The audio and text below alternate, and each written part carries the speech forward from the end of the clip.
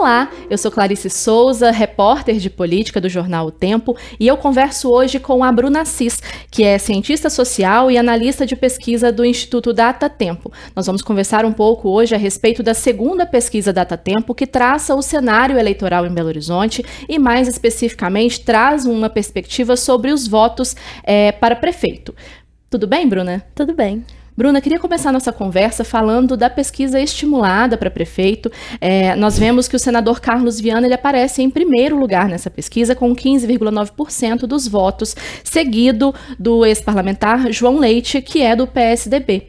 Em terceiro lugar, a gente vê também o Bruno Engler, que é deputado estadual pelo PL. Todos candidatos ali mais alinhados à direita, né, Bruna?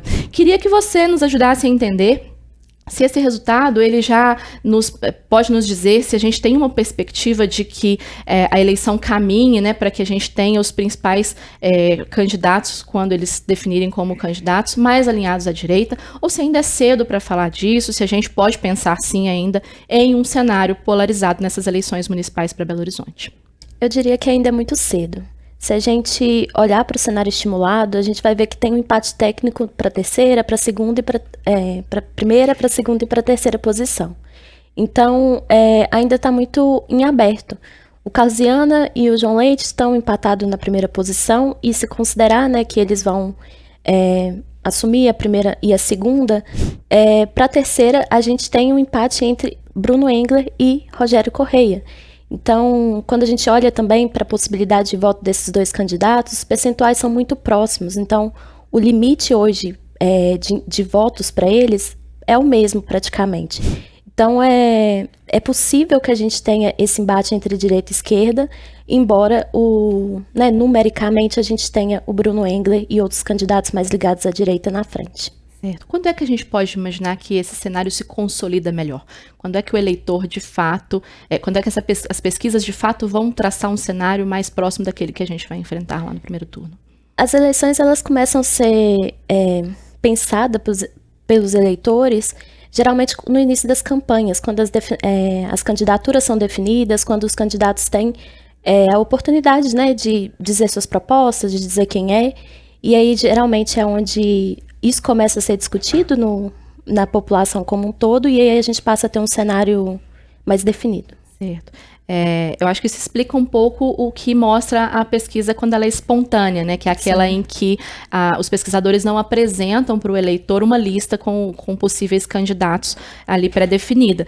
Nessa pesquisa espontânea, é interessante observar que mais de 70% do eleitorado não sabe dizer ou não quis responder em quem ele pretende votar, né? O que diz isso a respeito também do cenário eleitoral nesse momento em Belo Horizonte? É que ainda está muito em aberto. As eleições ainda não é um tema na cabeça da maior parte da população, e a gente ainda está no período de definições internas, de discussões das eleições internamente dentro dos partidos.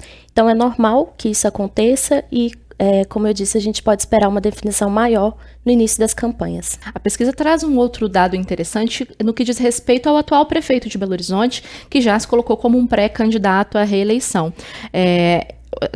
Se a gente comparar com a primeira pesquisa Datatempo, que foi divulgada lá em setembro do ano passado, a gente via que o Fuad, ele acaba, se você olhar a trajetória, ele se tornou um pouco mais conhecido da população. Ainda assim, 61% das pessoas não sabem dizer o nome do prefeito. O que isso diz, né, a respeito dessa questão do desconhecimento do prefeito? Qual é a análise que você faz? Onde é que o prefeito ainda precisa trabalhar para se tornar um pouco mais conhecido em meio à população? A situação do Fuad, ela não é tão surpreendente quanto a gente possa imaginar, porque ele foi eleito como um vice e assumiu o mandato de prefeito com a saída do Alexandre Calil. Então é normal que a figura dele não seja tão reconhecida, porque ele não era o principal nome na chapa em que ele foi eleito. Mas para trabalhar, ele precisa olhar para os grupos em que o percentual de desconhecimento dele é maior. Então, a gente está falando de mais jovens, de pessoas entre 16 e 34 anos, com baixa renda e baixa escolaridade, e principalmente da região de Venda Nova e Norte. Então, olhar para esse público pode, aumentar ainda mais os percentuais de conhecimento dele. Certo. E a gente vê também, ainda pensando em Fuad Noman, que aumentou a insatisfação da população em relação a gestão dele à frente da prefeitura. Se a gente também comparar com relação ao ano passado, teve um aumento considerável nesse nível de insatisfação. Você consegue apontar o que pode ter acontecido nesse período para que as pessoas rejeitem mais a gestão dele do que rejeitavam em setembro do ano passado? Pode ser, né? Quando a pessoa se torna mais conhecida, existe aí uma chance dela também se tornar, de certa forma, mais rejeitada e passar a ter uma avaliação mais negativa. Mas o que a nossa pesquisa mostra é que a situação da saúde, principalmente dentro de Belo Horizonte, pode ter tido um impacto muito grande nessa avaliação.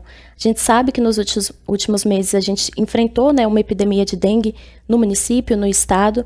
Então, a gente teve hospitais lotados, dificuldade de atendimento, e isso tudo provavelmente impactou a avaliação do governo do Fuad. Um outro dado interessante também dessa pesquisa diz respeito ao apoio político. Vocês testaram alguns nomes, né? Questionaram o eleitor qual que seria a relevância do apoio de uma figura, de um cabo eleitoral conhecido para a definição do voto do eleitor. E aí a gente vê, e é uma coisa que imagino que já fosse de se esperar, que Lula e Bolsonaro, eles aparecem à frente aí como apoiadores que poderiam fazer mais diferença, né? Por que, na sua avaliação, essas figuras do cenário federal, elas têm uma relevância maior para o eleitor enquanto apoio político do que figuras locais, como é o caso, por exemplo, do governador Romeu Zema ou do ex-prefeito de Belo Horizonte, Alexandre Calil? Belo Horizonte, como a maior parte das cidades do Brasil, vivenciou em 2022 um cenário muito polarizado, né, no segundo turno principalmente. Em BH, o Bolsonaro teve vitória com 54% dos votos, mas o Lula também mobilizou uma base muito importante de 45%, cerca de 45%. Então, essa identificação que o eleitor tem com as figuras do federal, ela é uma identificação de discurso, é uma identificação de visão de mundo. Então, ela é muito difícil de abrir mão. E aí a gente tem a importância desses apoios nas disputas municipais. E a gente vai ver como isso vai impactar a eleição à medida que os próprios candidatos mobilizem esses temas, mobilizem esses discursos, mobilizem essa figura, né, ao lado do palanque. E aí a gente vai poder entender como essa polarização vai impactar o cenário municipal. E você fala aí muito dessas dores do eleitor, né? Que ele está muito mais de olho nas dores do que ele vive no dia a dia do que necessariamente no discurso. A pesquisa também traz algumas informações a respeito dessas preocupações que o eleitor tem com os serviços da cidade. E diferentemente do que a gente observou na primeira pesquisa Datatempo de setembro do ano passado, quando o transporte era a maior preocupação do eleitor, dessa vez o que se destaca é a preocupação com a saúde em Belo Horizonte. O que mudou na sua avaliação em relação ao cenário do ano passado? Você tinha citado mais no início da entrevista, inclusive, a questão da epidemia de dengue. É essa, na sua avaliação, a grande motivação para que as pessoas se atentem mais aos serviços de saúde? Eu acredito que sim, foi a epidemia que motivou, né? Como eu disse, os hospitais, a situação dos hospitais, dificuldade de atendimento, demora no atendimento. Então, tudo isso pode ter, né, impactado essa percepção do eleitor. Isso, essa percepção do eleitor. E aí o transporte, né, que era a principal motivação, foi ultrapassado pela saúde. Mas ainda assim é um dado importante, né? Quando a gente olha ali, ainda tem um percentual, fica em segundo lugar, tem um percentual de pessoas que ainda reclamam muito da questão do transporte público em Belo Horizonte, consequentemente da nossa falta de mobilidade na capital mineira. Na sua avaliação, há uma tendência em que esses dois tópicos, saúde, transporte, eles acabem aparecendo também com mais frequência nas campanhas dos candidatos? A tendência é que os candidatos também se atentem mais a esses dois assuntos na hora de mobilizarem a sua campanha eleitoral? É possível que sim. A pesquisa que a gente fez em agosto do ano passado mostrou um nível de insatisfação muito alto, né, dos belo-horizontinos com a saúde, com o transporte, também com a segurança pública.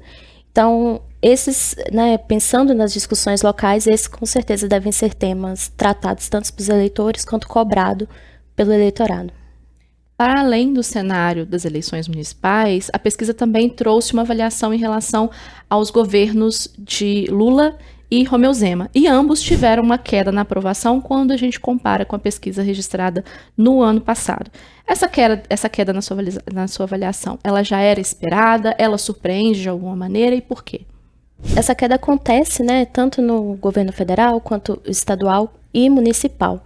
Então, a nossa pesquisa, embora não pergunte diretamente o porquê dessas quedas, né, o porquê dessa maior insatisfação, é possível que a questão da saúde também tenha um impacto no cenário federal e estadual, uma vez que esse é um serviço que né, de responsabilidade, o eleitorado enxerga como de responsabilidade das 3 instâncias. Sim. Tem um fato também que é interessante, no caso de governo, tanto do governo federal quanto do governo estadual, que eles estavam ali no primeiro ano da gestão. Lula no primeiro ano, né, de seu 3º mandato e o Zema no primeiro ano de seu 2º mandato. Será que também tem uma expectativa, naquele primeiro cenário lá no ano passado, também tivesse uma expectativa, o eleitor ainda estivesse esperando, né, as ações do governo e agora ele já começa a ver os resultados? Será que isso também pode impactar de alguma maneira essa avaliação mais ruim nesse momento? Pode ter impactado, sim. O Zema, ele teve uma eleição muito, né, ele venceu com um percentual muito alto de aprovação dentro do Estado. Então, o percentual dele pode ter caído por esse 2º mandato, expectativas mais altas e também, né, o cumprimento ou não das promessas de campanha. A queda do Lula, por outro lado, a gente vê que ela é menos brusca, né, em relação à do Zema, porque ele, além de ter uma votação menor dentro de Belo Horizonte, ele também teve uma aprovação, né, em agosto de 2023 menor. E essa expectativa em relação ao 2º ano pode ter impactado, sim. A pesquisa, por fim, ela também consultou os eleitores para saber características que importam para ela, né, na hora de tomar uma decisão em relação a determinado candidato.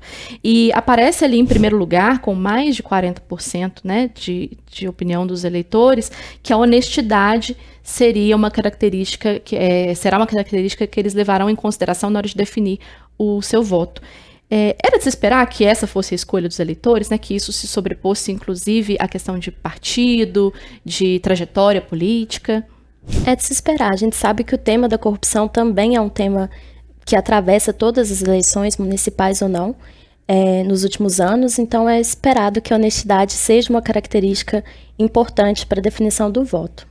E esse mesmo recorte da pesquisa mostra que, logo na sequência, as pessoas citam as preocupações com os problemas da cidade, né? Isso também é uma característica, como você já tinha dito, da eleição municipal, né? Com certeza, é uma característica que a gente já espera que sejam preocupações, que sejam temas, que sejam cobranças, né, em cima dos candidatos. E aí é uma tendência que o candidato também molde a sua campanha ali, pensando nesse olhar do eleitor, de que ele vai estar preocupado com a saúde, com o transporte, com a educação, com os serviços de uma maneira geral, em vez de focarem tanto ali no cabo eleitoral? A gente, né, se é isso que a população está demandando, se é isso que as perguntas, né, dos eleitores estão girando em torno, então a campanha ela vai se moldando, querendo ou não, um candidato em torno desses temas. Muito obrigada, tá, Bruna? Eu conversei com a Bruna Assis, que é cientista social e analista de pesquisa do Instituto Datatempo, e nós conversamos hoje sobre a 2ª pesquisa Datatempo, que traça o cenário eleitoral em Belo Horizonte. Muito obrigada a você que nos acompanhou até aqui e até a próxima.